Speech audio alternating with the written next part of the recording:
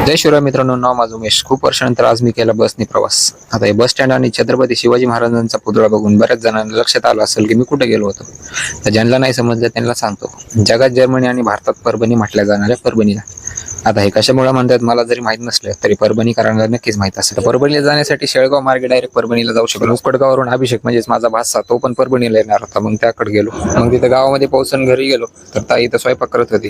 पण मी जेवण करून गेल्यामुळे फक्त चहा घेतला. हा अभिषेक, आम्ही दोघं जाणार होतो परभणीला. टाइम बघितला तर जवळपास 11:15 वाजले होते. त्यामुळे मग तिथे जास्त वेळ न थांबता लगेच निघालो परभणीकडे.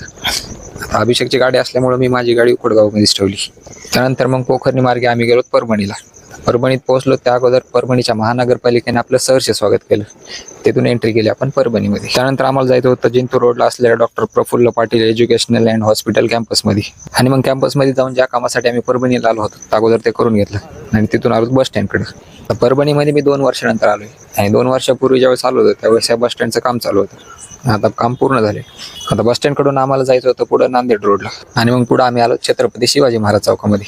आता महाराजांचा पुतळा कुठेही असो, महाराजांना बघून प्रत्येकाला अभिमान तर वाटतोच, जसा की मला वाटलं. त्यानंतर आम्ही पोहोचलो विठ्ठलवाडी चौकामध्ये आणि तिथून गेलो घरी, कारण तिथून घर जवळच होतं.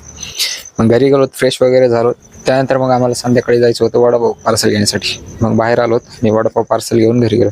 आता घरी गेल्यानंतर परत आम्ही डॉमिनोजवरून पिझ्झा पण ऑर्डर केला होता. आता परभणीमध्ये मुक्काम करायचा काही प्लॅन नव्हता, पण त्या दिवशी उशीर झाल्यामुळे मुक्काम झाला.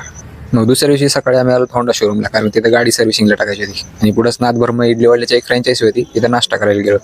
त्यानंतर आम्ही जायका चहावर जाऊन चहा घेतला. आता गाडी 1-1.5 तासानंतर भेटणार होती. आता तोपर्यंत टाइमपास करण्यासाठी मग समोरच एक परिवार सुपर बाजार होता, मग तिथे गेलो.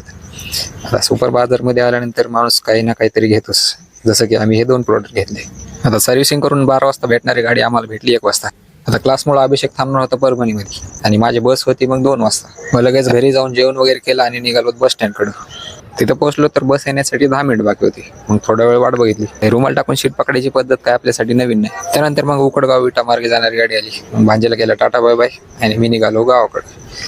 बसमध्ये खूप वर्षानंतर बसतोय. लास्ट टाइम कधी बसलोय तर मला आठवत पण नाही. प्रवास करताना विंडो सीटला बसून गाणी ऐकण्यात एक वेगळीच मजा आहे. पुढे आल्यावर एक ट्रॅक्टर दिसलं. त्याचे टायर तर फिरत होते पण ट्रॅक्टर जागेवरून काय हालत नव्हतं आणि या साईडला तर मोळ्या पडायला लागल्या होत्या. त्यानंतर मी पोहोचलो उकडगावमध्ये.